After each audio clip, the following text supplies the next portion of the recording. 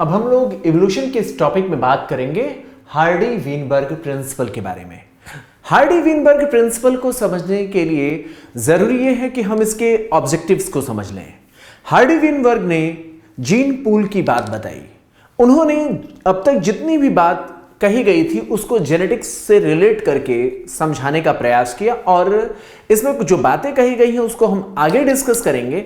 सबसे पहले हम समझ लें कि इसमें पॉपुलेशन की बात की गई और पॉपुलेशन पर जेनेटिक्स के कॉन्सेप्ट को अप्लाई किए जाने पर सुझाव दिया गया। यहां पर बात की गई पॉपुलेशन जेनेटिक्स की। पॉपुलेशन जेनेटिक्स क्या है, इसके बारे में जब हम देखते हैं तो यह है, इसका कॉन्सेप्ट जो पॉपुलेशन जेनेटिक्स का है वो है जेनेटिक लेवल पर स्टडी किसका करना है, हमें पॉपुलेशन का करना है। तो यहां पर हम साइंस ऑफ जेनेटिक्स या जेनेटिक चेंजेस इन पॉपुलेशन, तो पॉपुलेशन के लेवल पर होने वाले जेनेटिक चेंजेस को साइंटिफिक स्टडी अब हम करने जाएंगे। अब बात करें कि पॉपुलेशन किसे कहते हैं, जिसके जेनेटिक चेंजेस की हम स्टडी करेंगे। ठीक है, तो यहां साइंस ना कह करके हम यहां सीधे लिख सकते हैं study of genetic change in population. ठीक है, ये हमारा बेसिक अब की बार ऑब्जेक्टिव है कि हम पॉपुलेशन के जेनेटिक चेंजेस की स्टडी करेंगे। तो पॉपुलेशन क्या है? पॉपुलेशन एक लोकलाइज्ड ग्रुप है इंडिविजुअल्स का जो कि किसी खास स्पीशीज से बिलोंग करते हैं। तो यहां पर जो बात कही जाती है कि it is localised group of individuals belonging to same species, एक स्पीशीज से एक स्पीशीज के इंडिविजुअल्स के ग्रुप को जो कि किसी लोकलाइज्ड एरिया में रहते हैं उनके ग्रुप को पॉपुलेशन कहते हैं, जो आप समझते भी होंगे। अब यहां पर स्पीशीज की बात करें, जैसे हमने कहा कि एक स्पीशीज के लोगों के कलेक्शन को जो किसी लोकलाइज्ड एरिया में हो उसे हम क्या कहते हैं, पॉपुलेशन कहते हैं। तो अब एक स्पीशीज की बात की गई तो स्पीशीज क्या होता है, स्पीशीज क्या होता है उसके बारे में भी आप जानते हैं। स्पीशीज क्या होता है, यह कई अलग अलग रीजन में जो पाए जाने वाले पॉपुलेशन है। जैसे हम बात करते हैं निग्रोज की, हम बात करते हैं इंडियन सब कॉन्टिनेंट्स के लोगों की, हम रेड इंडियंस की बात करते हैं, हम ब्रिटिश पॉपुलेशन की बात करते हैं, हम गोरे लोगों की बात करते हैं, हम मंगोलियंस की बात करते हैं। तो ये सभी क्या है, अलग अलग पॉपुलेशन है, अलग अलग ब्रीड्स हैं, इस तरीके की बातें हम जानते हैं। इन सभी का कलेक्शन क्या है, ये सभी जो भी ह्यूमन स्पीशीज की जब हम बात करते हैं तो ये सभी अलग अलग ब्रीड्स हैं, लेकिन क्या है, हम सभी एक ही स्पीशीज का हिस्सा हैं। वही बात यहां पर भी है कि यहां अलग अलग ग्रुप के कलेक्शन की बात की जाती है। स्पीशीज क्या होता है, it is a group of population whose individuals have potential to interbreed। जैसे हम जानते हैं ना, इंडियन पर्सन अमेरिकन जो वहां पर नेटिव पीपल है उससे भी मैचिंग करके एक मीन्स सक्सेसफुल रिप्रोडक्शन हो सकता है। ऐसे ही पॉपुलेशन में हम समझ सकते हैं कि इंडियन पर्सन मंगोलियन ब्रीड से भी successfully breed means intersex means उनके बीच में सेक्स से बच्चे पैदा हो सकते हैं।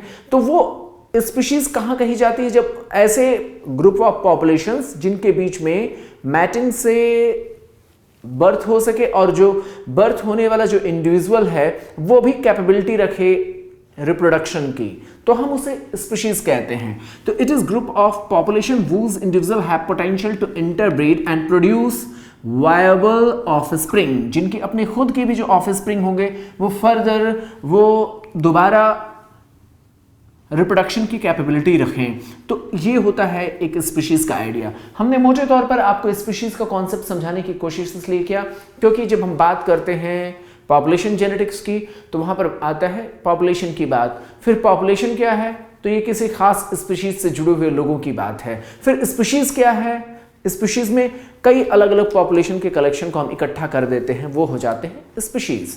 तो ये बात हमने समझा। अब बात ये की जाएगी कि जीन पूल क्या होता है, क्योंकि हम जानते हैं पॉपुलेशन जेनेटिक्स को अगर हमें समझना है तो उसमें हम पॉपुलेशन को तो समझ लिए, अब जेनेटिक्स यहां पर कहां आता है। जेनेटिक्स एक्चुअली जो है वो है यहां पर कोर कॉन्सेप्ट के रूप में जीन पूल का कॉन्सेप्ट। जीन पूल क्या है, जीन पूल होता है collection of genes in a population at a given time. ठीक है, तो यहां पर हम क्या करेंगे किसी पॉपुलेशन के किसी दिए गए टाइम पर किसी पॉपुलेशन के कलेक्शन ऑफ जीन्स को हम क्या कहते हैं, जीन पूल कहते हैं। तो ये बात हमें समझ में आती है, जीन पूल के रूप में collection of genes in a population at a given time, ये जीन पूल कहलाती है। और हार्डी वीनबर्ग ने इसी जीन पूल को ध्यान में रखते हुए अपनी सारी बात कहा था। उन्होंने कहा था कि जीन पूल में अगर चेंजेस होंगे, यानी किसी पॉपुलेशन के कलेक्शन ऑफ जीन्स में अगर कोई चेंजेस अगर होंगे या उनकी फ्रीक्वेंसीज में अगर कोई चेंजेस होंगे, तो वो इवोल्यूशनरी प्रोसेस की ओर इशारा करेंगे। बात समझ में आ रहे हैं? यही जीन पूल, चूंकि हमने आपसे बार बार बताया था कि चाहे डार्विन ने जो बात कहा, चाहे उसके पहले लैमार्क ने कोई बात किया, चाहे उसके बाद डिवरीज ने कोई बात किया, इन सभी ने फिलोसफिकल लेवल पर अपनी बात रखा था, इसको जेनेटिक्स से लिंक नहीं किया था। पहली बार अब हम जीन पूल की बात कर रहे हैं, जीन पूल में जीन्स की फ्रीक्वेंसी की बात कर रहे हैं, उसमें होने वाले चेंजेस की बात कर रहे हैं। ये बात पहली बार किसने इस बात को शामिल किया? ये बात शामिल होता है हार्डी वीनबर्ग प्रिंसिपल के रूप में। तो यहां पर हार्डी वीनबर्ग प्रिंसिपल को आप नोट करेंगे साथ में। तो हार्डी वीनबर्ग प्रिंसिपल क्या है? हार्डी वीनबर्ग प्रिंसिपल ये कहता है कि जीन पूल में जीन्स की जो फ्रीक्वेंसीज हैं, जीन्स की जो फ्रीक्वेंसीज हैं, या आप ये कह लें कि जीन से ज़्यादा स्पेसिफिक टर्म आप ये कह लें एलील्स की फ्रीक्वेंसी आप कहें, ठीक है। जीन्स के एलील होते हैं ना, आप पता ना किसी भी जीन के एलील्स होते हैं, वो एलील जो आप जेनेटिक्स में आप पढ़ चुके हैं, तो एलील्स की फ्रीक्वेंसीज होती हैं, ठीक है। तो जो एलील्स की जो फ्रीक्वेंसीज हैं वो कांस्टेंट रहनी चाहिए। एलील किसको डिनोट करते हैं? किसी जीन के बारे में जानकारी देते हैं। तो एलील्स की अगर फ्रीक्वेंसी कांस्टेंट अगर बनी हुई है तो इक्विलिब्रियम, एक जेनेटिक इक्विलिब्रियम मेंटेन रहता है।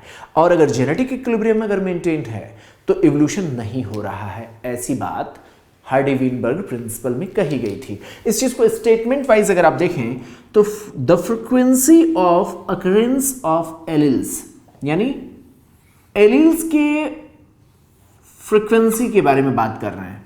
The frequency of occurrence of allele of A gene in a population remains constant through generations unless disturbances are introduced। बात समझिएगा, इसमें इन्होंने ये कहा, हार्डी वीनबर्ग प्रिंसिपल में क्या कहा कि किसी जीन के एलील्स की जो फ्रीक्वेंसी है वो कांस्टेंट बनी रहती है। बात समझें, किसी जीन के एलील्स की फ्रीक्वेंसी कांस्टेंट बनी रहती है।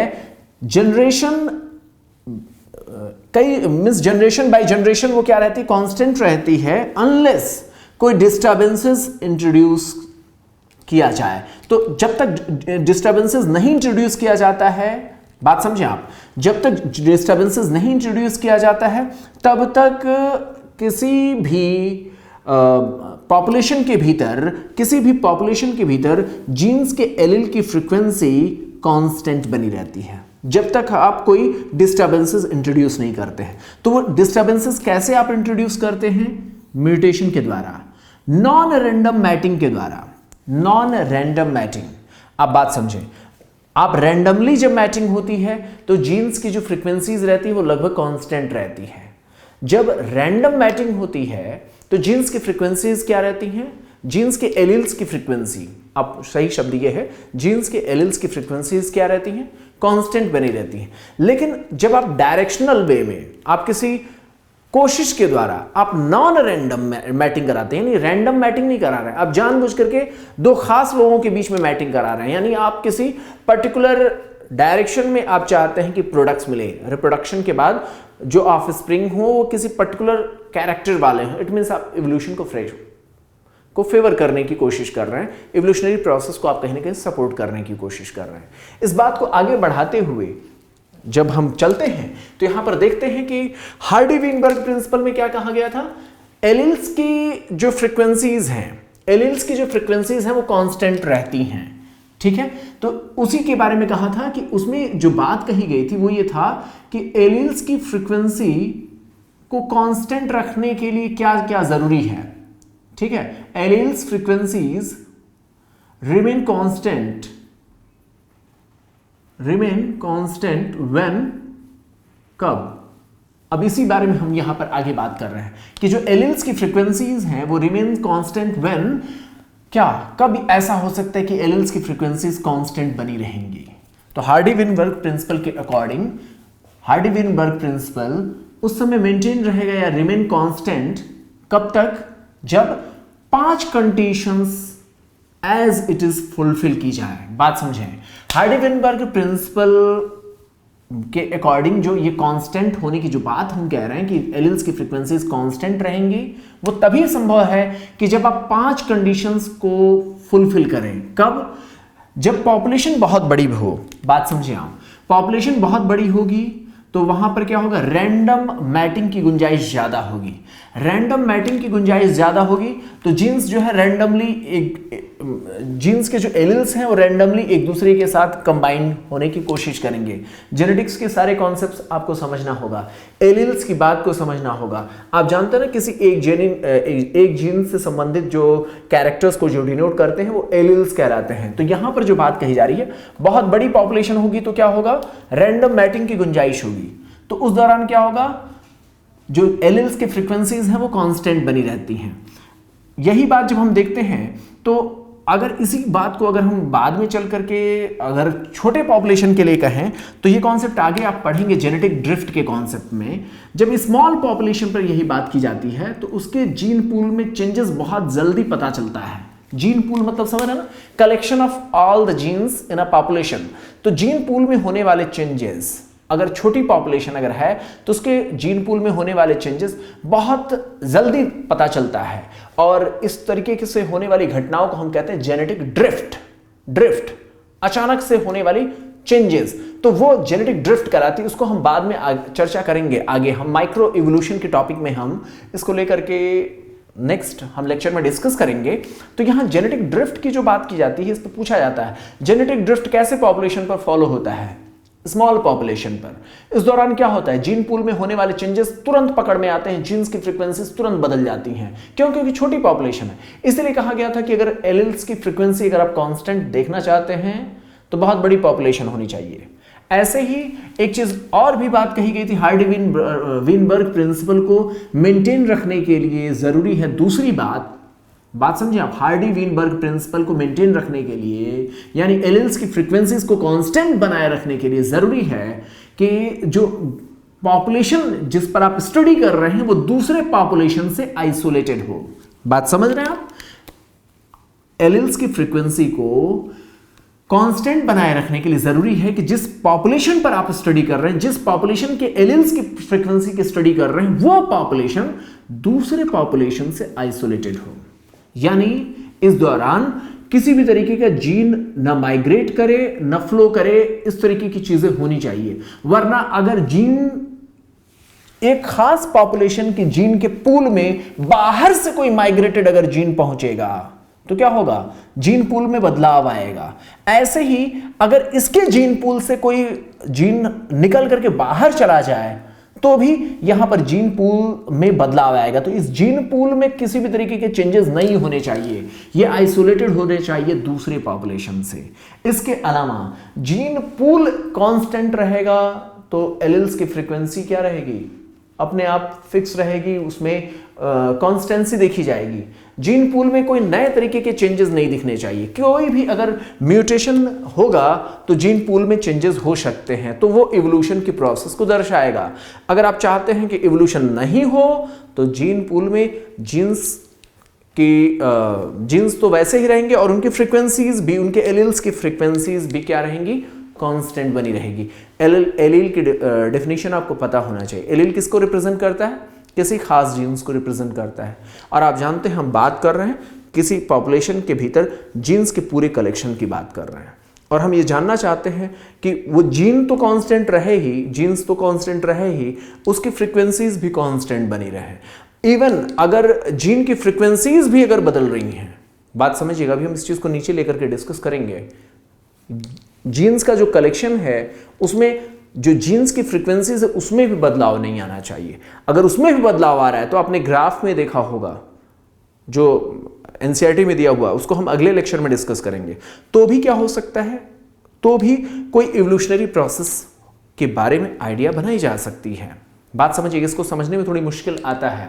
तो यहां पर कहने का मतलब यह है कि कोई नेट म्यूटेशन नहीं होना चाहिए। अगर कोई म्यूटेशन होगा, किसी भी प्रकार के अगर म्यूटेशन होंगे तो क्या होगा, नए जीन्स बन सकते हैं, कोई पुराना जीन खत्म हो सकता है। तो इस तरीके की चीजों से भी एवोल्यूशनरी प्रोसेस हो सकती है। अगर आप हार्डी वीनबर्ग लॉ के अकॉर्डिंग अगर आप इक्विलिब्रियम मेंटेन रखना चाहते हैं तो उस दौरान कोई म्यूटेशन भी नहीं होना चाहिए, रैंडम मैटिंग होना चाहिए ताकि एलील्स की फ्रीक्वेंसीज जो है फिक्स रहें।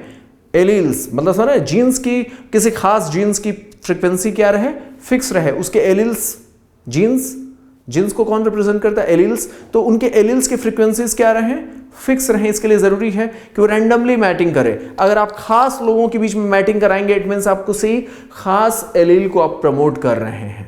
बात समझ पा रहे हैं ना?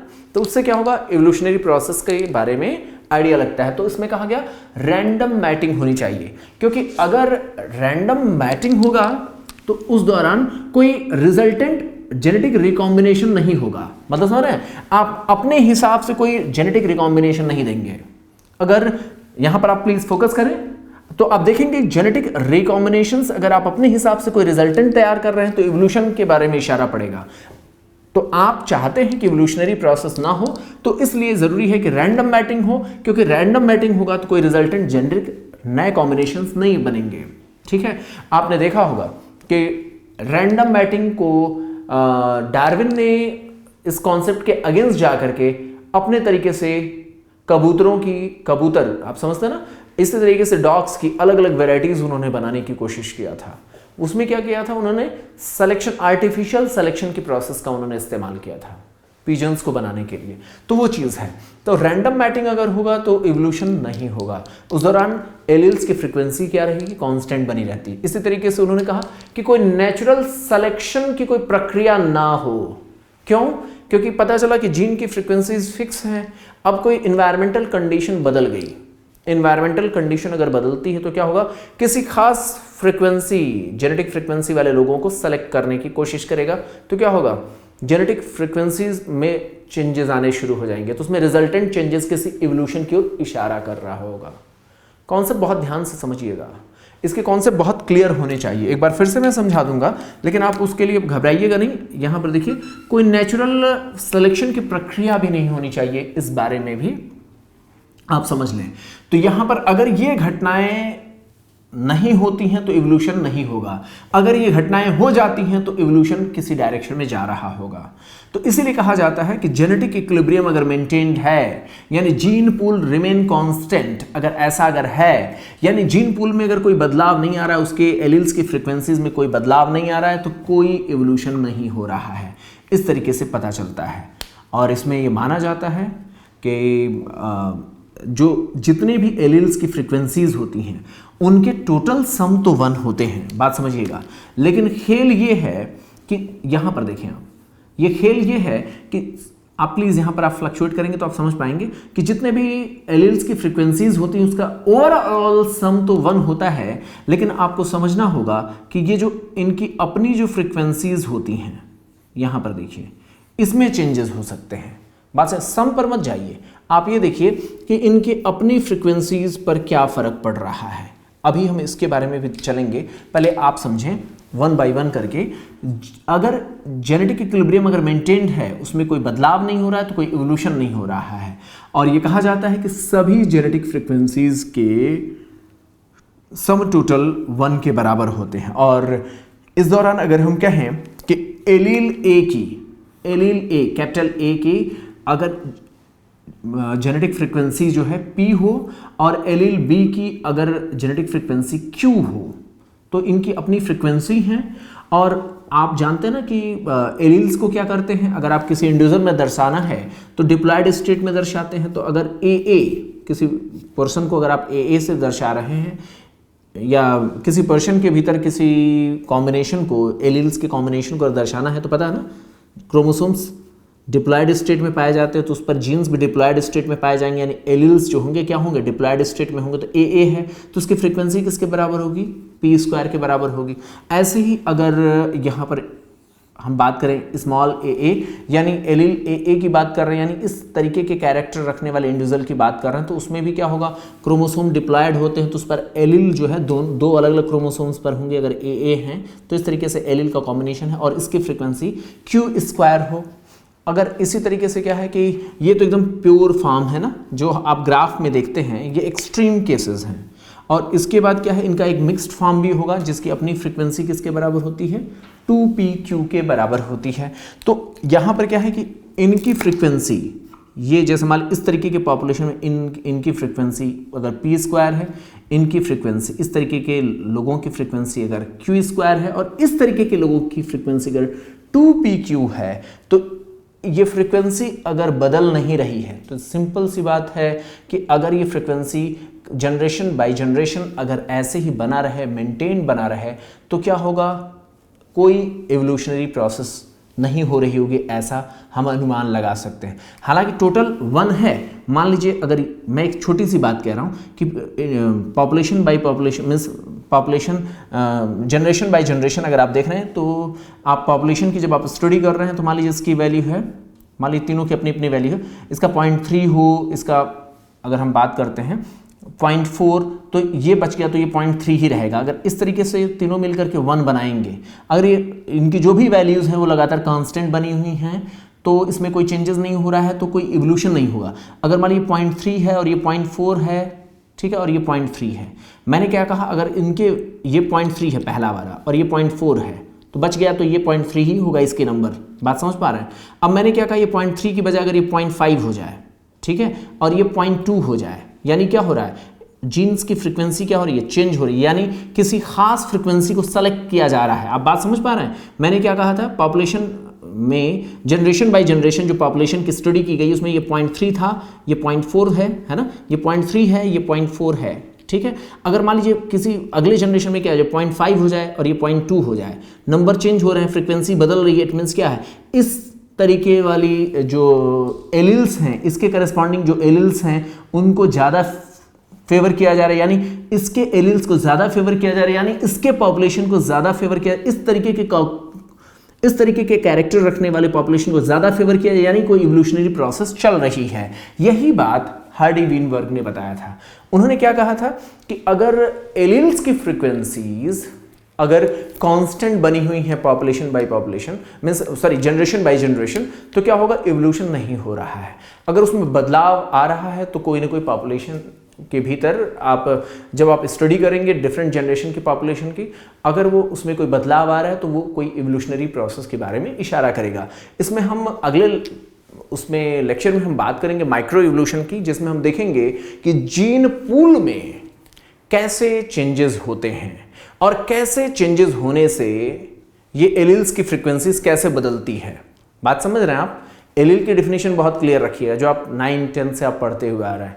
एलील्स किसके बारे में रिप्रेजेंट कर रहे हैं, किसी खास जीन्स के बारे में रिप्रेजेंट कर रहे हैं, यानी कोई खास जीन की फ्रीक्वेंसी के बारे में हमें समझना है। अगर उस खास जीन की अगर फ्रीक्वेंसी अगर कांस्टेंट बनी हुई है, इट मीन्स कोई इवोल्यूशन नहीं हो रहा है। अगर उसकी फ्रीक्वेंसी अगर बदल रही है, यानी कोई इवोल्यूशनरी प्रोसेस चल रही है, ऐसा हमें पता चलता है।